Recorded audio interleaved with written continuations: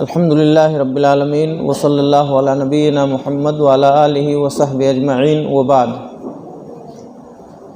قال اللہ تعالی فی کلامہ المجید اعوذ باللہ من الشیطان الرجیم بسم اللہ الرحمن الرحیم وللہ العزۃ ولرسولہ وللمؤمنین۔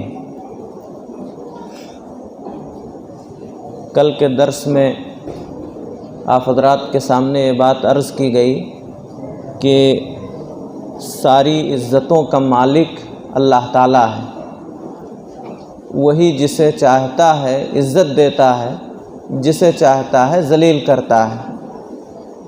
اللہ تعالیٰ جسے عزت دے دے اسے کوئی ذلیل نہیں کر سکتا، اور اللہ تعالیٰ جسے ذلیل کر دے اسے کوئی عزت دینے والا نہیں ہے۔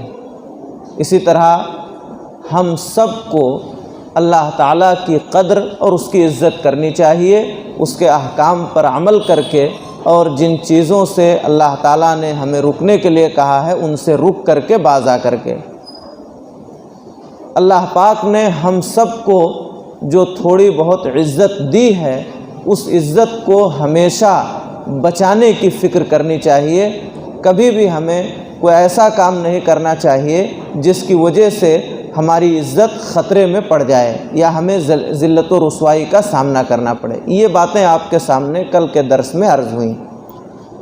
حاضرین گرامی، عام طور پر دنیا میں عزت کا جو معیار ہے، دنیا والے جس چیز کو عزت سمجھتے ہیں وہ مختلف چیزیں ہیں۔ کچھ لوگ مال کو عزت کا ذریعہ سمجھتے ہیں، کچھ لوگ حسن و جمال کو عزت کا ذریعہ سمجھتے ہیں، کچھ لوگ عہدہ و منصب کو عزت کا ذریعہ سمجھتے ہیں۔ یہ دنیا میں عزت کا معیار ہے۔ بڑا گھر ہے اس لیے وہ عزت والا ہے، بہت مالدار ہے اس لیے عزت والا ہے، بڑا خوبصورت ہے اس لیے عزت والا ہے۔ یہ ساری چیزیں دنیا میں عزت کا معیار سمجھی جا رہی ہیں، حالانکہ اللہ پاک کے یہاں عزت کا معیار یہ نہیں ہے۔ اللہ تعالیٰ کے یہاں حضرت بلال کو عزت ملتی ہے جو ایک کالے کلوٹے حبش کے غلام تھے۔ ابو جہل اور ابو لہب کو عزت نہیں ملتی۔ تو اللہ تعالیٰ کے یہاں عزت کا معیار ایمان ہے، عمل ہے، تقویٰ ہے۔ اس لیے ہمیں اور آپ کو وہ اعمال انجام دینا چاہیے جس کی وجہ سے ہمیں دنیا میں بھی عزت ملے اور آخرت میں بھی عزت ملے۔ دیکھیے کون سے اعمال ہیں جن سے ہم کو عزت دنیا اور آخرت میں ملے گی۔ سب سے پہلا عمل ایمان اور تقویٰ، اللہ تعالیٰ پر پختہ ایمان اور اللہ تعالیٰ کا دل میں ڈر بسانا۔ یہ دو ایسی بنیادی چیزیں ہیں، یہ اگر ہمارے اندر آ گئیں تو پھر یاد رہے ہمیں دنیا میں بھی عزت ملے گی اور آخرت میں بھی عزت ملے گی۔ اللہ تعالیٰ نے قرآن مجید میں اس بات کا اعلان کر دیا، وَلِلَّهِ الْعِزَّةُ وَلِرَسُولِهِ وَلِلْمُؤْمِنِينَ۔ عزت اللہ کے لیے ہے، اس کے رسول کے لیے ہے، اور اس کے ایمان والے بندوں کے لیے۔ ہمارا ایمان جتنا پختہ ہوگا اللہ تعالیٰ پر، اتنی ہی اللہ تعالیٰ ہمیں عزت سے نوازے گا، اتنی ہی ہمیں عزت دے گا۔ آج کل سماج و معاشرے میں ایمان کو چھوڑ کر کے، اسلام کو چھوڑ کر کے بہت ساری غیر اسلامی چیزوں کو اپنا کر کے ہم اپنے آپ کو عزت دار بننے کی کوشش کرتے ہیں۔ مغربی تہذیب و تمدن، مغربی پہناوا اوڑھنا، ان کا طور طریقہ اختیار کر کے ہم چاہتے ہیں کہ ہمیں عزت مل جائے گی۔ یاد رہے اسلام کو چھوڑ کر کے، اسلامی طور طریقوں کو چھوڑ کر کے ہمیں کہیں بھی عزت ملنے والی نہیں ہے۔ عزت اسلام ہی میں ہے، اسلام ہی کے طریقوں کو اختیار کر کے ہم عزت پانے والے ہیں، اور اس کے علاوہ جو بھی راستہ عزت کے لیے اختیار کیا جائے گا وہ ہمیں ذلیل کرے گا۔ مستدرک حاکم کی ایک روایت ہے، طارق ابن شہاب رحمہ اللہ روایت کے راوی ہیں، کہتے ہیں کہ ایک مرتبہ ہم ملک شام کے سفر پر تھے۔ حضرت عمر فاروق رضی اللہ تعالیٰ عنہ کے ساتھ ہم جا رہے تھے۔ جس گاؤں میں ہمیں جانا تھا اس گاؤں سے پہلے ایک ندی تھی یا نالا تھا، پانی میں سے ہو کر کے اس گاؤں میں جانا تھا۔ وہ ندی، وہ پانی، وہ کیچڑ والا راستہ ہم پار کرتے کہ اس طرف وہ گاؤں نظر آ رہا تھا۔ حضرت عمر فاروق رضی اللہ تعالیٰ عنہ نے، جو وقت کے خلیفہ تھے، انہوں نے اپنا موزہ نکال لیا، کندھے پر رکھ لیا اور اپنے پائچے، یہ اپنا کپڑا اٹھا لیا، جیسے پانی میں ہم کو گھس کر کے کہیں باہر جانا ہو تو وہ طریقہ اختیار کیا۔ انہوں نے اپنے کپڑے اٹھا لیے اور پانی میں داخل ہو گئے۔ حضرت ابو عبیدہ ابن جراح رضی اللہ عنہ، جن کو اللہ کے نبی صلی اللہ علیہ وسلم نے امین الامت کہا ہے، ابو عبیدہ رضی اللہ عنہ نے کہا کہ اے خلیفۃ المسلمین، آپ ایسا نہ کیجئے، یہ اس ندی کے بعد جو جگہ ہے، جو گاؤں ہے، وہیں تو ہم کو جانا ہے۔ وہ لوگ ابھی دیکھ کر کے کیا کہیں گے کہ ان لوگوں کے ہاں خلیفہ کی کوئی قدر نہیں ہے، کوئی عزت نہیں ہے، اس لیے آپ ایسا نہ کیجئے، ہم آپ کو اٹھا کر کے پار کرا دیں گے۔ یہ حضرت ابو عبیدہ ابن جراح رضی اللہ عنہ نے کہا حضرت عمر فاروق رضی اللہ عنہ سے۔ حضرت عمر رضی اللہ عنہ غصہ ہوئے، ناراض ہو گئے اور کہا سنو، اگر یہ بات تمہارے علاوہ کوئی اور کہتا تو میں اس کی پٹائی کرتا، اس کو مارتا۔ سنو، انا کنا اذل قوم، ہم ایک ذلیل و رسوا قوم تھے، ہماری کوئی حیثیت نہیں تھی، ساری دنیا ہم کو ذلیل و رسوا کر دیا کرتی تھی، ہمیں اٹھنے بیٹھنے کا طریقہ معلوم نہیں تھا، اونٹوں کے چرانے والے لوگ، ہم ایک ذلیل و رسوا قوم تھے۔ فَأَعَزَّنَا اللَّهُ بِالْإِسْلَامِ، اللہ نے ہمیں اسلام کی وجہ سے عزت دی۔ اللہ کے نبی صلی اللہ علیہ وسلم آئے، ہم نے آپ کے دین کو قبول کیا، اسلام کی تعلیمات پر ہم نے عمل کیا، تو اللہ تعالیٰ نے اسلام کی وجہ سے ہمیں عزت دی ہے۔ جب بھی ہم اسلام کے علاوہ میں عزت تلاشیں گے، اللہ ہمیں ذلیل کر دے گا۔ حاضرین گرامی، حضرت عمر فاروق رضی اللہ تعالیٰ عنہ کا یہ جملہ، اسلام کی وجہ سے عزت ملی ہے، اور اسلام کو چھوڑ کر کے کہیں بھی ہم عزت تلاشنے جائیں گے تو ہم ذلیل ہو جائیں گے، اللہ ہمیں ذلیل کر دے گا۔ آج ہم اور آپ حضرت عمر فاروق رضی اللہ عنہ کے اس جملے کو سامنے رکھیں، ہمارا رہن سہن، ہمارا لباس، ہمارا کلچر، ہماری تہذیب، ہمارے شادی بیاہ کے رسوم و رواج، ہمارے کاروبار کا طریقہ اور انداز، ہماری گفتگو، ہمارا چہرہ مہرہ کیا اسلامی ہے؟ کیا ہم نے اسلام کا طور طریقہ اختیار کیا ہے؟ حاضرین گرامی، یاد رہے، عزت اسلام کی وجہ سے ملتی ہے، اور اسلام کو چھوڑ کر کے کسی اور دین کو، کسی اور دھرم کے طریقوں کو اگر ہم نے اپنایا تو ذلت و رسوائی ہمارا مقدر ہوگی، اور ہو رہی ہے۔ تو حقیقی عزت ایمان و اسلام سے ملتی ہے، اللہ کے ڈر سے ملتی ہے۔ صحیح بخاری و مسلم کی ایک روایت ہے، حضرت ابو ہریرہ رضی اللہ عنہ روایت کے راوی ہیں، کہتے ہیں کہ ایک شخص نے اللہ کے نبی صلی اللہ علیہ وسلم سے سوال کیا، اے اللہ کے رسول، لوگوں میں سب سے زیادہ عزت والا کون ہے؟ من اکرم الناس، لوگوں میں سب سے زیادہ عزت والا کون ہے؟ اللہ کے نبی صلی اللہ علیہ وسلم نے فرمایا اتقاہم، ان میں سب سے زیادہ اللہ سے ڈرنے والا، جو سب سے زیادہ اللہ سے ڈرنے والا ہو وہی سب سے زیادہ عزت والا ہے۔ ایک اور روایت ہے، نبی کریم جناب محمد الرسول اللہ صلی اللہ علیہ وسلم نے فرمایا، جو شخص اس بات کو پسند کرتا ہے کہ وہ لوگوں میں سب سے زیادہ عزت والا ہو جائے، فَلْيَتَّقِ اللَّهَ رَبَّهُ، تو چاہیے کہ وہ اپنے رب سے سب سے زیادہ ڈرے۔ جو عزت چاہتا ہے وہ سب سے زیادہ اللہ سے ڈرے، اپنے دل میں اللہ کا ڈر بسائے، اللہ تعالیٰ اسے عزت دے دے گا۔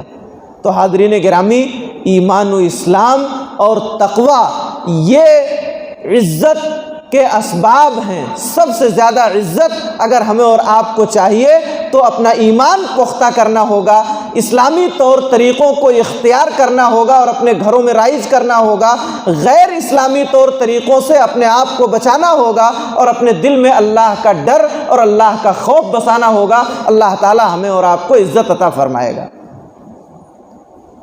اس کے علاوہ دوسری چیز جس کی وجہ سے عزت ملتی ہے وہ ہے قرآن مجید۔ عزت کا ذریعہ قرآن ہے۔ قرآن مجید کو پڑھنا، قرآن کو پڑھانا، قرآن مجید کی تلاوت کرنا، قرآن مجید کی تعلیم کے لیے کوشش کرنا، محنت کرنا، اپنے گھر میں قرآن مجید کی تلاوت کو رواج دینا۔ قرآن مجید سے جتنا ہم جڑیں گے اللہ تعالیٰ اتنی ہی عزت عطا فرمائے گا۔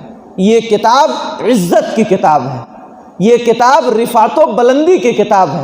جو شخص بھی اس کتاب سے جڑ جائے گا اللہ تعالیٰ اسے عزت عطا فرمائے گا۔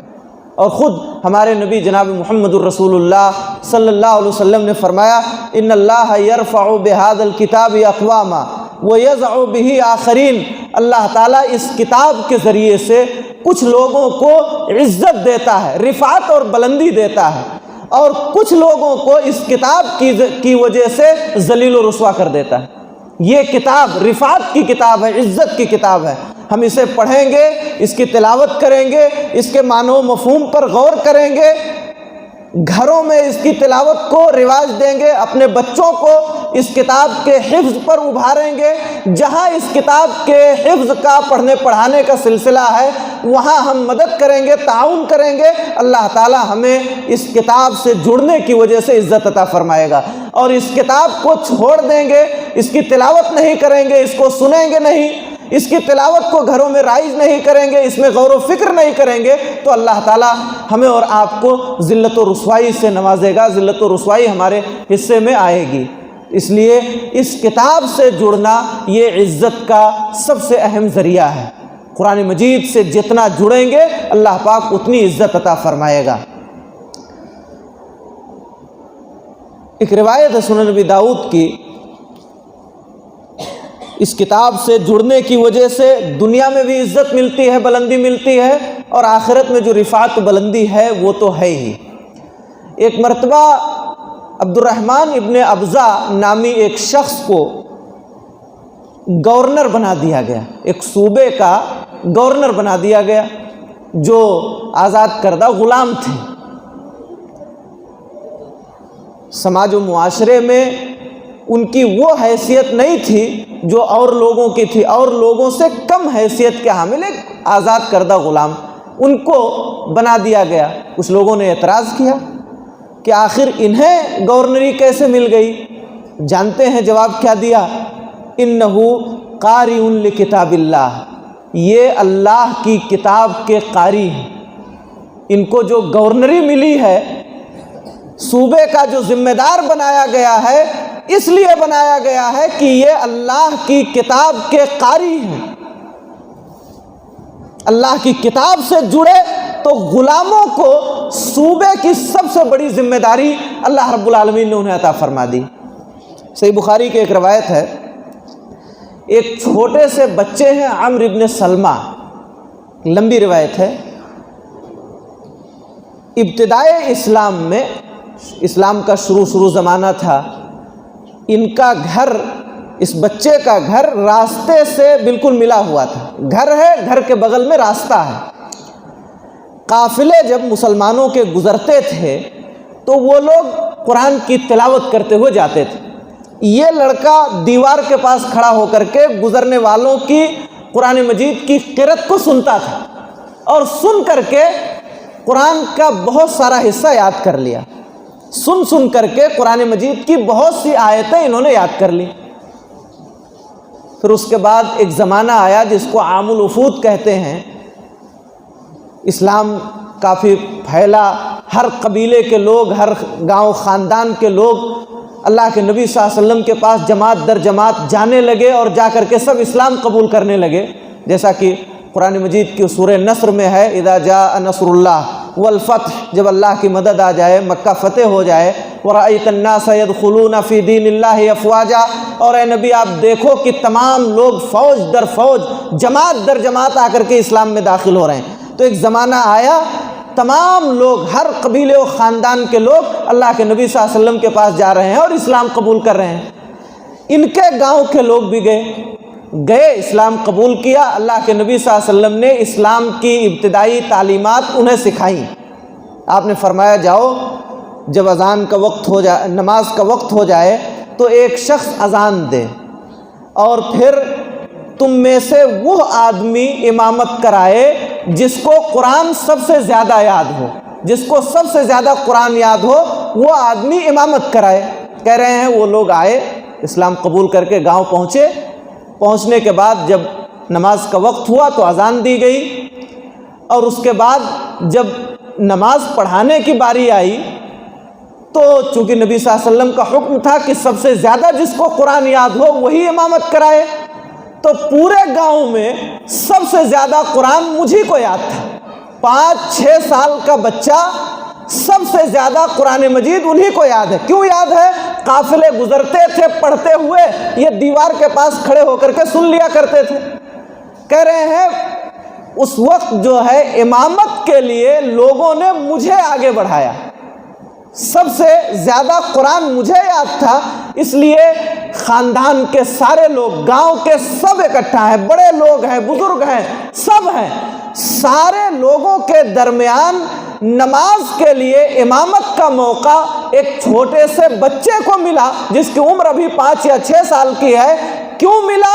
اس لیے کہ قرآن سے وہ جڑا تھا، قرآن سنتا تھا، سب سے زیادہ قرآن اسے یاد تھا۔ حاضرین گرامی، اگر کوئی شخص قرآن سے جڑ جائے، قرآن کو یاد کرے، اپنے سینے میں بٹھا لے، تو اللہ تعالیٰ اسے عزت عطا فرماتا ہے۔ 5-6 سال کے بچے کو پورے گاؤں پر اللہ نے فوقیت دی، ایک غلام کو مدینے کا گورنر بنا دیا گیا قرآن مجید کی وجہ سے۔ تو حاضرین گرامی، یہ کتاب رفعت و بلندی کی کتاب ہے، یہ کتاب عزت کی کتاب ہے۔ جو بھی اس سے جڑتا ہے اللہ رب العالمین اسے عزت عطا فرماتا ہے۔ ایک مرتبہ نبی کریم صلی اللہ علیہ وسلم جہاں یہ کتاب دنیا میں رفعت کا سبب ہے، مرنے کے بعد بھی یہ کتاب عزت اور بلندی کا سبب ہے۔ غزوہ احد کے موقع پر کئی صحابہ کرام شہید ہو گئے۔ ایک مسئلہ ہے، اگر کوئی بیماری آ جائے، عام وبا پھیل جائے اور بہت سارے لوگ انتقال کر جائیں، جیسے پہلے طاعون ہوتا تھا یا ابھی کورونا میں بہت سارے لوگ مر رہے تھے، اگر بیک وقت بہت سارے لوگ مر جائیں اور قبرستان میں جگہ تنگ ہو جائے، کم پڑ جائے، تو ایک قبر میں 2 لوگوں کو 3 لوگوں کو دفن کیا جا سکتا ہے۔ یہ اسلام کا حکم ہے، اس میں کوئی حرج نہیں ہے۔ تو غزوہ احد کے موقع پر کئی صحابہ کرام شہید کر دیے گئے۔ اللہ کے نبی صلی اللہ علیہ وسلم نے حکم دیا کہ ایک قبر میں 2 لوگوں کو 3 لوگوں کو دفن کیا جائے۔ ایسا ہی کیا گیا۔ لوگوں نے آ کر کے پوچھا اللہ کے نبی صلی اللہ علیہ وسلم، ایک قبر میں 2 لوگوں کو دفن کرنا ہے، پہلے کس کو رکھیں اور بعد میں کس کو رکھیں؟ قبرستان میں دفن کرتے ہوئے پہلے کس کو رکھیں اور بعد میں کس کو رکھیں؟ اللہ کے نبی جناب محمد الرسول اللہ صلی اللہ علیہ وسلم نے وہاں بھی فرمایا، جس کو قرآن زیادہ یاد ہے اسے مقدم کرو، اس کو پہلے رکھو، اور جو اس سے کم قرآن یاد کیے ہوئے ہے اس کو بعد میں رکھو۔ دیکھیں، قبرستان میں بھی یہ کتاب رفعت و بلندی کا، تقدیم کا، آگے بڑھانے کا ذریعہ ہے۔ یہی نہیں، قبرستان میں جب اللہ کے فرشتے آئیں گے، ہم کو دفن کر کے لوگ آ گئے، فرشتے آتے ہیں، سوال و جواب ہوتا ہے، سب جانتے ہیں۔ ایک آدمی اگر گنہگار ہے تو عذاب کا سلسلہ قبرستان میں شروع ہو جاتا ہے، اس کے سر کی جانب سے، اس کے پیر کی جانب سے، دائیں بائیں جانب سے عذاب کے فرشتے آتے ہیں۔ وہاں بھی صحیح حدیثوں سے یہ بات ثابت ہوتی ہے، اللہ کے نبی صلی اللہ علیہ وسلم نے فرمایا ہے کہ یہ کتاب کھڑی ہو جائے گی۔ یہ کتاب قبرستان میں جب فرشتہ عذاب کے لیے آئے گا، کوئی آدمی دنیا میں قرآن کی تلاوت کیا ہے، پڑھتا رہا ہے، اس کتاب سے جڑا تھا، یہ کتاب کھڑی ہو جائے گی۔ اور اس کا دفاع کرے گی، ما قبلی مدخل، ادھر سے آنے کا راستہ نہیں۔ یہ کتاب قبرستان میں عذاب سے رکاوٹ کا ذریعہ بنے گی۔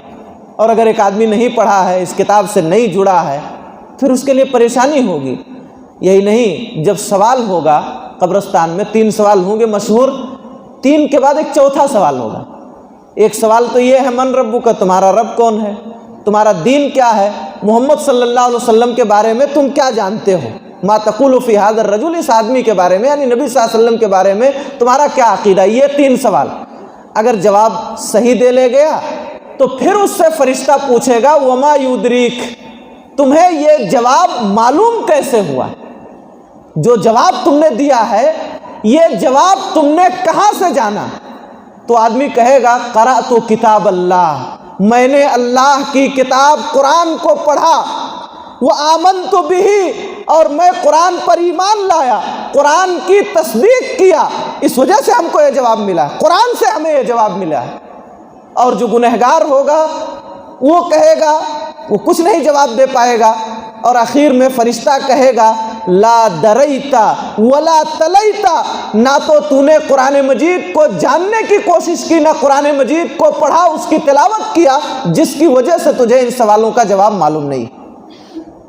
حاضرین گرامی، یہ کتاب دنیا میں بھی رفعت و بلندی کا اور عزت کا ذریعہ ہے، اور آخرت میں قبر کے میدان میں بھی رفعت و بلندی کا ذریعہ ہے۔ بلکہ دنیاوی زندگی کو اگر ہمیں خوشگوار بنانا ہے تو اس کتاب سے جڑنا پڑے گا۔ جو آدمی اس کتاب سے جڑے گا اللہ تعالیٰ اس کی زندگی میں خوشحالی عطا فرمائے گا۔